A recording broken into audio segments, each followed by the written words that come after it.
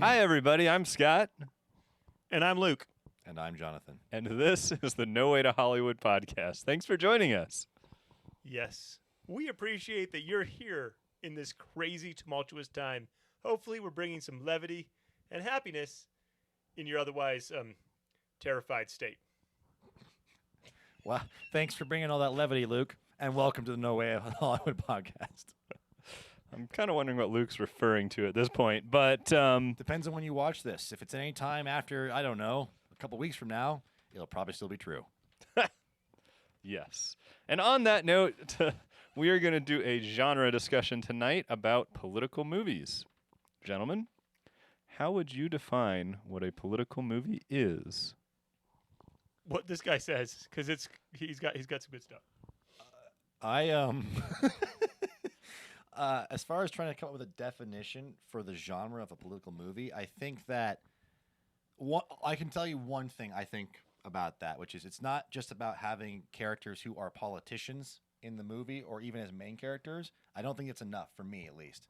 I would say it has to actually be about, on some level, commenting on, or definitely the plot and the story is heavily invested in politics, as in government and running government and even corruption in government or satire of government. Can be the president, can be a senator, could be, I mean, even Parks and Rec is probably more than I didn't even watch that show, but that's a whole like really small little government body about like Parks and Recreation that's going to have lots of different jokes and commentary and things playing off of politics and how politics work. So even Parks and Rec, I might be able to say like political comedy on some level. And again, haven't seen it, so all of you who are like, it's no way it's a political thing, but also like it has to be. Well, it is, because she actually runs for an office at some point during the series. So And everyone knows the what's, man, I should know his name. The comedian who does the filibuster. That's like the Star Wars Avengers combo. Patton Oswalt. That's right, Patton Oswalt. That was, it's a filibuster. That's what it's a really funny one, but it's a filibuster. So anyway, it has to have some deep connection with, on some level, plot and character-driven stuff that is political, government, running things. Like Independence Day, when Bill Paxton stands up and says, on this day... That is a great example of what I meant when I said it couldn't just be that the characters were politicians. Okay. Yeah. So we can't talk about Air Force One. Get off my plane. Get off my plane. One of the greatest We just political finished lines. talking about the movie. That's the whole movie. I mean, and even that, right? It's an action movie that has a setup of some political, situation going on between these terrorists and Russia and America. That's a setting ground, but don't no one care. It's not about that. It's about Harrison Ford telling people to get off his plane. I mean, they've got the whole body there talking about when is it he officially not the president anymore. So there are political themes in the movie. Okay. I mean, I can go with you on that scene. And that's it? Just that one scene? The majority of that movie is about the president killing people on his plane.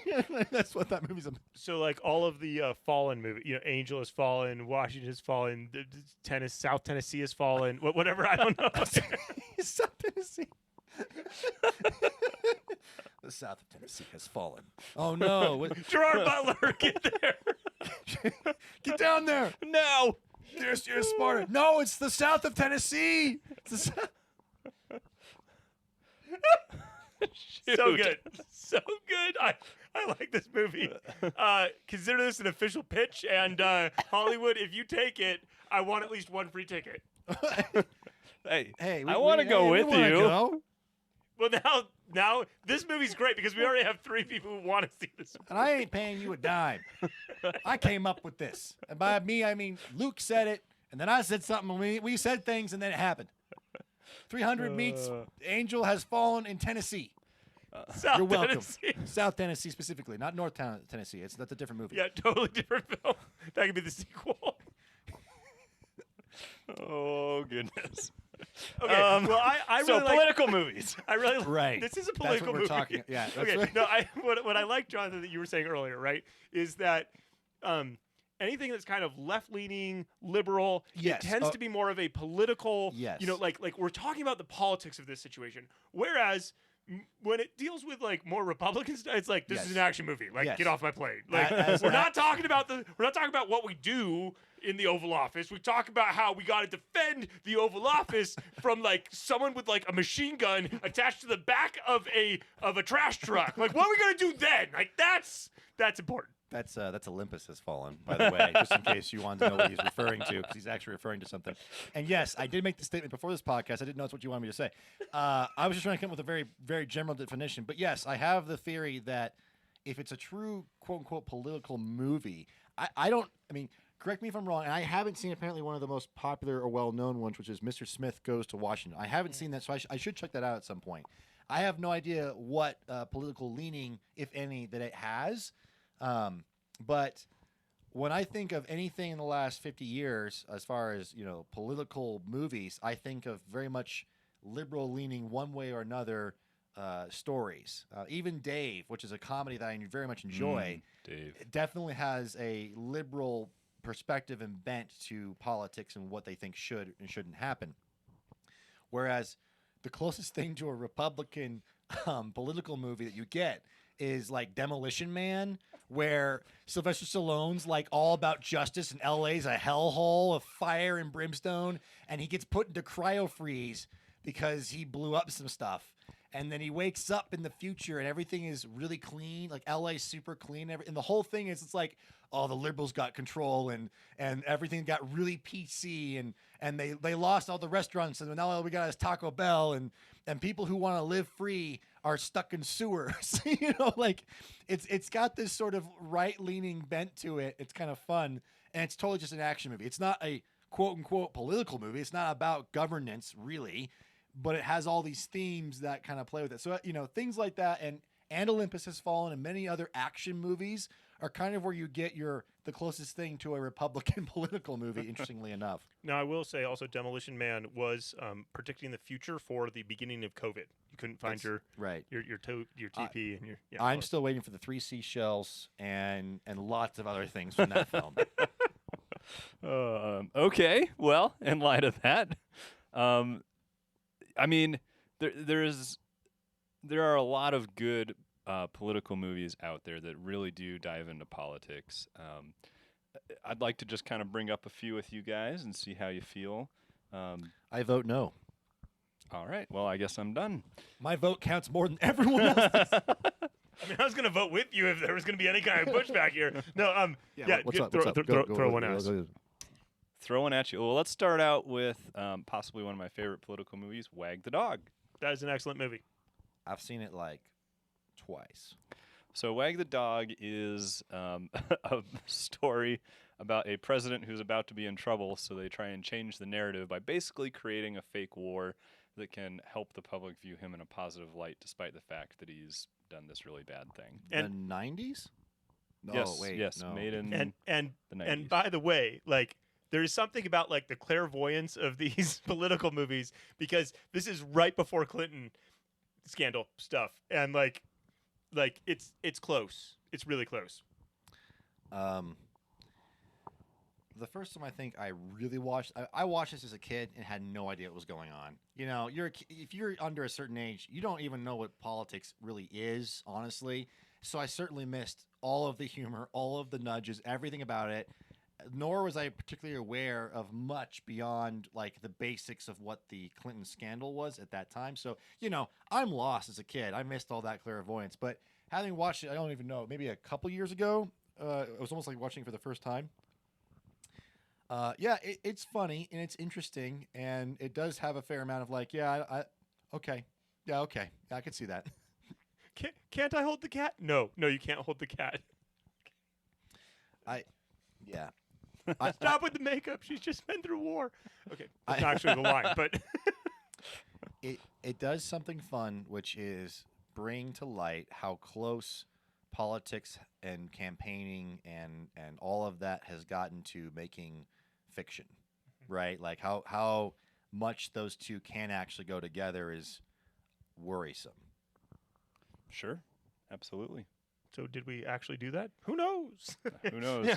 All I know is that the producer couldn't handle the fact that he couldn't get credit for his masterpiece. He probably got taken out back and shot. Mhm. That's exactly correct. Yes. So there's also, like, kind of in light of that, there are a lot of movies that do, like, comedic movies that do try and kind of make or talk about politics, I guess, to a certain extent. So we have movies like Election or The Campaign, or I mean, I guess they even did a sequel to Legally Blonde where she was running for president. Wow. I've seen none of these. She might be a better candidate than we've been dealing with lately, but Well, yeah, because she actually like knows things and like observes people's observation habits, and she's on top. She's sharp. But like I've been saying, is your nose running? I'd vote for it. I mean, yeah. Anyway, last election cycle it was the fridge. Now we're down to noses. What will it be 4 years from now? Anyway, moving on to Legally. I have not seen Legally Blonde 2. I don't plan to see Legally Blonde 2. I think I saw Legally Blonde once, and it made me laugh. Yeah. It was a while ago. But that was not a political movie. That was No. a law movie. Yeah. Yeah. Yeah. So, yeah, what other political movies have you guys seen? Dave. Dave, Dave's fun. let's talk Dave. about Dave. I mean, you kind of briefly mentioned it before, but can you give us a quick rundown on the plot? So the president of the United States, I think He's it's found in a compromising situation and has a medical emergency, which, if that all comes to light, might damage his reputation. I'm trying to remember if it's actually a real thing that they do, the look-alike thing. I don't know if that's how real that is or not. In the movie, at the very least, the situation is that there's a doppelganger for the president, like a very, very close doppelganger. And the administration hires him to basically walk down a red carpet after a speech and banquet night so the president can sneak away and not have to deal with the press and all that kind of stuff. So that's the setup. This guy who's just a common guy who works at a nonprofit like employment office kind of thing, tries to get people jobs, has this job where he gets to play the president for the actual president of the United States in his stead. So that's his journey. That's where it starts. And then the president is, he sneaks away to be dirty. He sneaks away to go and have an affair with his secretary.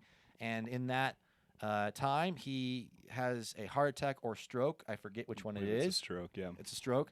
And so he's now out for the count, not dead, but in a coma, basically. And they keep the doppelganger on because somebody in the administration wants more power and wants to run things. And so they think they see an opportunity to keep somebody who looks like the president. And if that guy can fool everybody and they can get him in on it in a sense, he can actually call the shots, run the presidency. The president's not actually dead. He may come back. But either way, there's this whole power struggle going on. And that's the setup. So the doppelganger, Common Joe, is now suddenly basically the acting president without knowing how to handle a lot of that stuff, trying to hide the fact that he's not actually the president from everybody, especially the president's wife. So that is the setup. It's got Kevin Kline, who's really funny, and Sigourney Weaver does a good turn in this movie as well. All the supporting cast is great. And it's a fun movie. It's funny. You are there for the comedy. You're not there for the politics, so to speak. But it absolutely has plenty of political thoughts, ideas, and playing around with things like that. What is the ethics of that? Which is very clear that the ethics of that are pretty bad. But it's got one of the most fun ideas, which is what if somebody who was like us, like a normal person, who also happened to care about people, became the president? What would happen then? Would they maybe try to serve people instead of, I don't know, be a politician? So that's kind of the crux of the film. Yeah, but yes, it definitely has a very specific, like, this is the role of the government. And if you are on one side of the fence, you might be like, yeah, exactly. And if you're on the other side, you're like, what? No. Yeah. So yeah, it's and that is kind of interesting and fun to kind of think about after you've had a good time watching the movie, to then be like, okay, what do I see as the role of the government? And just having just voted, it was interesting going through some of the different candidates, reading what they stand on, and being like, okay, I actually agree with you on this stuff, and then like I can't go with you there, right? And Sure. just kind of as I was going through all the different options and just being like, whoa. Although Kanye's birthday party, if nothing else, that title was Brilliant. Brilliant. And it's important to remember that the huge appeal of this film, I think, besides the comedy, is really just the Prince and the Pauper switch kind of thing. Where what if I was suddenly president, and what would you do, and what would you want to do, and what would you be thinking about? And there's some really fun stuff where it's like we've all heard about the stupid wastefulness of the government, and so if somebody went in and was like, wait a minute, this is actually stupid waste, and everybody's like, okay, yeah, like what if we actually did that? Wouldn't that be nice? Cinematically, with no actual legal problems. Right, yeah. Sure. Which there's a funny video that I found a while ago about balancing the budget. Link below. Yep. So there have been a bunch of movies more recently made. So a couple of those were Vice, which is the story of Dick Cheney during 9/11. Still haven't seen that.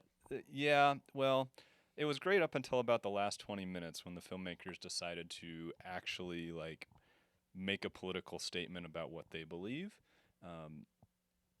In the lead up to it, when you're just learning of what the interpretation of what happened was, I mean, that was fairly entertaining. And you've got a lot of movies going all the way back.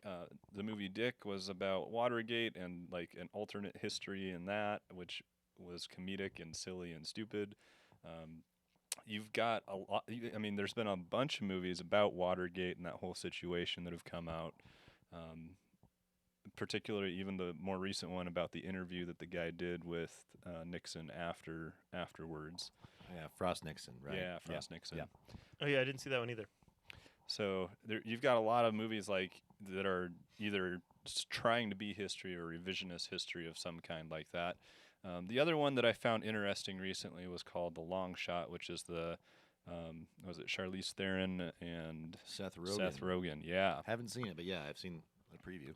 I mean, I went into that movie thinking it was going to have that kind of a political bent, and it had a few things that were certainly political leaning one way or another, but they did a fabulous job of trying really hard to not make it about what side you were on as much as it was about the ideals. So the Charlize Theron's character had a political issue that she was passionate about and was the reason that, it would have been her kind of defining moment as the presidency. And so from that standpoint, the politics in it were pretty neutral, and I thought, all right, now I'm sure that if you don't agree with whatever that was, you'd kind of be like, well, maybe I don't like this. This is all political. So what's the purpose of political movies? That's a great question, because it's either to shed light on the subject or to a certain extent to reveal how silly politics can be. And usually they do that by carrying something to an extreme, right? I think of, okay, so there's lots of movies. You've seen more of these political films than I have, Scott. I've got some exposure to political drama in two TV shows. Game of Thrones and Game of Thrones and Game of Thrones. No, in The West Wing, which I recently watched a few seasons of and actually really enjoyed watching, even though it's incredibly, its views on government are very different than mine, but it was still very enjoyable to watch, and that's part of the reason it's good. The characters are strong, and it's basically The West Wing is a kind of, like you said, shed light on. It's what's the drama, the human everyday drama, the character drama that goes on if you're working in the White House. Like, there's so much stuff going on there. What is it like to be there? No matter if it's a potential war going to happen, which is really crazy, or if it's even just economic crisis, or the law they're trying to do, or campaign running, or just the president has to visit these many places today. There's so many different things that are happening in the political world that's so outside of our sphere, really, that to get into it and to watch that play out, and then to have, in this area thing is The West Wing has strong, it's Aaron Sorkin writing, and he tries to be balanced on his perspective of everyone. He likes to try to think of, even if he's writing a villain, he tries to think of, he always says, I have to be able to make their case to God about why they should get into heaven. That's how he tries to think about every character, especially villains. So even if he dislikes greatly, say, the Republican Party, which I'm not saying he does, but even if he hates them, he's going to take the time to think as closely as he can to what they think and try to make them have a convincing argument. And so he's got an idealism about what government is or what it can be, in the sense of people actually working together, people actually communicating, people who care about more than themselves and public service. And so This is politics? What are you talking about? it could be. That's what I think it's supposed to be. So it's actually, it can be very entertaining in that way. It also, depending where you're leaning, you may be very irritated by all the things that are being talked about and done in that show. But it's a story that goes through the process of showing you what life might be like on the other side, the different things that happen, like being on the campaign trail, and the campaign had to move to the next place and get on the plane, and you weren't there. So you're left behind, and how do you catch up with the campaign trail? There's all sorts of stuff that goes on. That's one way. Another way, let's get a TV show, is House of Cards, which is basically soap opera, like evil soap opera nonsense about corruption and trying to like grab power and get to the top. And here's the thing. It sometimes feels like it's like, oh, I think that actually happens. I think that happens a lot, actually. I wouldn't be surprised at all if even the things I think are like the worst maybe just happen like more than I want to know. And that's a very different, a very cynical and not idealistic look at what politics and power can be, even in the modern age. It's very soap opera-ish. I'm not necessarily recommending it to our viewers, but it's not that far off in some ways, right? And those are two different sides of a coin, right? Of kind of trying to get into it on a semi-serious level, trying to make it entertaining, but one takes idealism as the core, and just like, what's the real stuff that happens every day and how do we look at that? The other one's like, let's take a look at corruption. Let's take a look at power grabbing. Let's take a look at what someone might want to do and how they might try to get away with it, right? And so it's sort of the worst side of politics possible. And the other thing about political movies is it's almost always that like the journalist is the hero, especially if it's anything that has to do with a controversy or corruption. It's always portrayed that the journalists are going to save the day by exposing the truth about what happened. And that's based on, I think, largely our experience as a country with Watergate, right? Sure.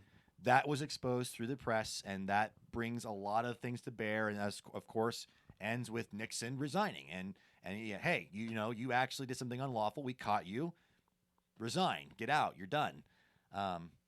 And so that's absolutely true that like good journalism can bring about potentially really good ends, or at least bring something to light that we should know, or that should be dealt with in the court of law, et cetera, et cetera. But I also think it's very, it's kind of like when Hollywood filmmakers make movies about Hollywood being so awesome and making movies is so awesome. It kind of feels similar in a different vein of like, journalists are kind of close to us. Journalists are the kind of people who tell stories and it changes the world, or they get in there and find out the truth and just tell everybody and it changes the world. And there's a lot of other work and a lot of other things going on that changes the world. So you definitely saw the end of Game of Thrones. When that lawyer, the journalist gets in and then it's like, oh, Daenerys, we got to expose Daenerys and say, like, you know what she did? No, stories are the most important. Oh. And who has more stories than the journalist who has dirt on this politician? And I think that's how that went. And that's why that journalist became king. Oh, interesting. Thanks for spoiling everything for me, guys. Spoilers for Game of Thrones. Yeah, spoilers. In the last season, journalists show up. It's wild. You don't see it coming. Still a better ending. Okay. Oh my. I do want to talk about one more thing related to political movies or movies in general.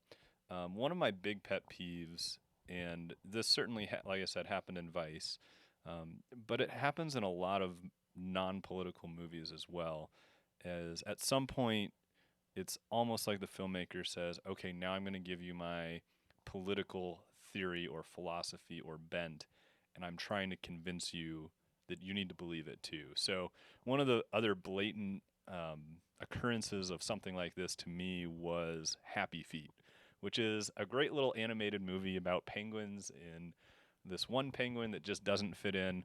But ultimately, because this one penguin knows how to like tap dance somehow, we all need to save the world and all the animals in it. Yay! Scott, you don't want to save the world and all the I'm animals far in it? more for destroying the world and all the animals in it. Are you? Well, I'm not opposed to saving the animals. See- However, see, I, I don't want it. on these kinds of I issues. don't want it just. I mean, it was so. It felt so against the flow of the movie to even. I mean, like, it's not a bad thing. It's a great thing. I'm all for that. But ultimately, like, I don't need you to try and convince me that I need to believe this in the middle of an animated movie. Well, okay, but this is I wrote a blog post on this years ago because I watched a Christian film and it was bad because Surprise, they're surprise. trying to preach a message to you, right? Right. This movie is a vehicle for this message, right? Surprise, Yeah, right. Yeah, surprise. not good at all.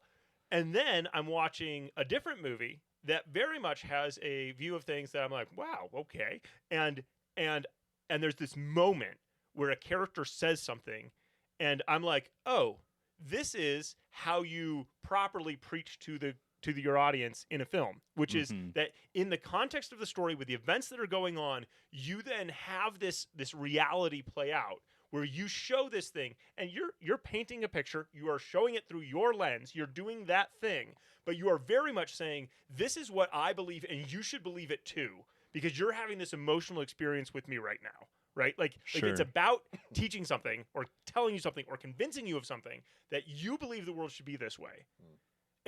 But if you do it right in the context of the story, it all works. It flows by, it goes by unnoticed, and it actually impacts you as a person. Whereas if you are making either an environmentalist film that's couched as a animated film, or you're making a like sermon that's couched as a film, well, that's not going to work. You have to actually tell a story. A few thoughts. I know we're probably getting close to trying to wrap up here, but one question for you guys to think on real quick, which is, do you think that courtroom dramas and law, like lawyer stories and stuff, does that get to be part of political stories? Because the law, fundamentally, like like it's part of politics. The law is hugely integral. We're gonna watch that happen in the next month of whatever court decides what about X, Y, and Z, and how that affects every branch of government and how the American people, because it's very much a part of politics. Now,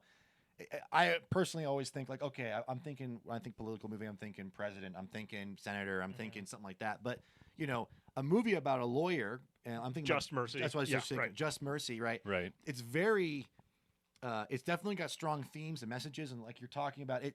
It doesn't.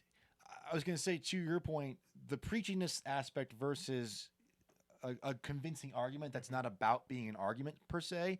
Just Mercy does that, and I think the best ones do it by the main character and the story being told has a context, and you go into that context and learn things and watch their journey as a character and learn why they believe what they believe, and that's part of the argument. That is the argument. And you either go with them or you don't. And that's your own choice, and you may think that it was that or the other, right? But the argument is, this is the character, this is why they're here, and this is why they're going through this journey. Whereas other films tend to be preachy, and that tends to look like things outside of the context become the issue. Right. A penguin that dances and is all happy, and it's never really been the thing about anything environmental, suddenly becomes environmental at the end. That is out of the context, out of the story. It doesn't make sense. It's suddenly showing up. It's not playing. But if that was the thing the whole time, or if that was the penguin's journey to dance and know to save the environment, it may be dumb, but at least it's within the context of the film, and thus the argument plays better. It's no longer necessarily preachy as much as this character went on this journey. We think you should too, right? So here's an example of bad storytelling when it gets and feels preachy. So, I mean, there's a lot of other things in movies where storytelling becomes an issue. This just happens to be one of my biggest pet peeves. So, thanks for joining me on that, guys. Let's get to the end for this episode. Gentlemen, what is a politically themed movie that you would recommend to our viewers? I mean, if we're gonna allow law stuff, if we're gonna allow that, I want Just Mercy in there, because it's all Okay. about judges and corruption and like the mayor and the district attorney and justice not being done and this character's journey through that. And I think out of a lot of civil unrest that's happened recently and various issues therein, it is I think a good way of telling a story, a good way of going through a character's journey, and a good series of arguments, if you will, in that vein about what things matter and how to maybe go forward in that. So I would take that. If I can't do that, I'm going to take I'll allow it. You made a good argument for it. All right, just Mercy. Okay. Well, I mean, obviously, go watch Dave and go watch Wag the Dog. Dave. Obviously. It's gonna take that second one. I'm not taking those. I'm just saying you Oh. should do it. I'm going to put The Mission out there. You're going to put that as as a political movie, because the driving instigator behind this film is this massive corruption within the Catholic Church and the political power that they wield to do horrible things in the world. And it's about two people's different responses, either violence or peace, trying to how do you overthrow the corruption and the evil that's there within that political religious structure system. Is it a political movie? No, but I'm putting it out there. Ha! Well, I guess that means that I definitely get to recommend Wag the Dog to you. I think that it is a political movie that just speaks to, in a comedic way and yet a drama way, speaks to the truth of what could be happening in politics. And it's an enjoyable movie in the end. Dave is a classic for me as well. I remember seeing this movie as a kid, so we're all recommending that one, whether we want to actually make it our official recommendation or not. And I definitely suggest Air Force One. Air Force One. Get Off My Plane. Maybe one of the greatest campaign moments I've ever seen. I would vote for Harrison Ford. I mean, after that, you're kind of going for it, right? You're like, he's going to kick the guy off his plane. I'm into it. Well, thanks for joining us. We'll catch you again next time. He's going to kick terrorists off America's plane. Get off my plane. Get off my plane. Get off my podcast. And hit that bell and subscribe. Mic dropped.